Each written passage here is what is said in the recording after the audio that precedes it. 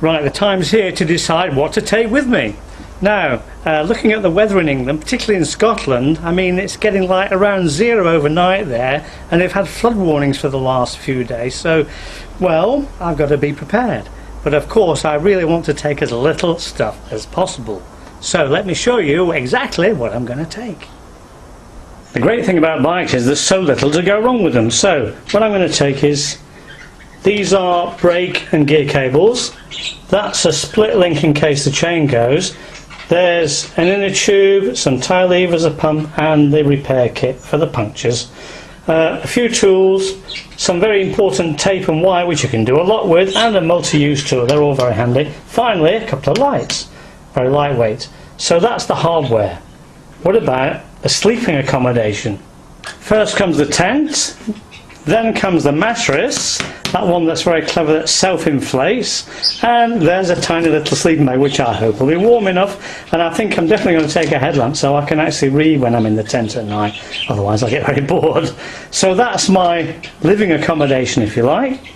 Pretty bulky but very necessary.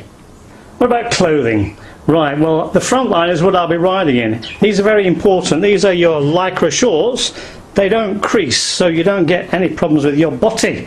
I've got 5 t-shirts here, so I should be doing all right there. These are my drip dry canvas shoes, which I've tested, and there's a windproof sort of jackety thing. On the back line, just in case anybody asks me out to dinner, I've got a pair of jeans, a decent shirt, and a pullover, and a couple of pairs of underpants and some socks.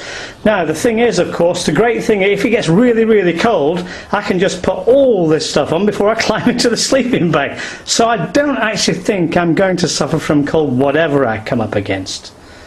Oh, and finally, back to the bike. A couple of mud guards, which I don't normally use, but I think I'm going to need them on this one.